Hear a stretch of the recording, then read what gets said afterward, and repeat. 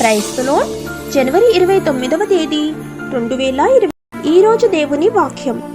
ప్రభువు నామమును బట్టి ప్రార్థన చేయువాడెవడో వాడు రక్షింపబడును.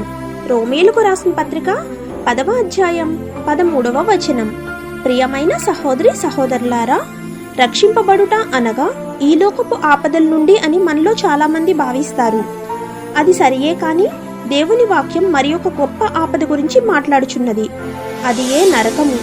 ఈ లోక ఆపదలు మనకు కేవలం శరీర బాధ మాత్రమే కలిగించును. కానీ దేవునితో ఆయన సన్నిధి నుండి వెలుపల అగాధంలో బ్రతుకుట ఊహించలేనిది. వాక్యము నేడే రక్షణ దినము అని చెప్పుచున్నది. అనగా మన యొక్క పాపమును విడిచిపెట్టి మన తండ్రి యొద్దకు తిరిగి చేరుట. అట్లు ఆయన సన్నిధికి తిరిగి వచ్చినచో మనలో ప్రతి ఒక్కరము ఆయన శిలువ రక్తంలో శుద్ధి చేయబడి ఆయన రాజ్యంలో వారసులుగా నిలిచెదము. అప్పుడు ఆయన ఈ లోకపు ఆపదల నుండి కూడా మనలను రక్షించును. ఆమేన్. God bless you.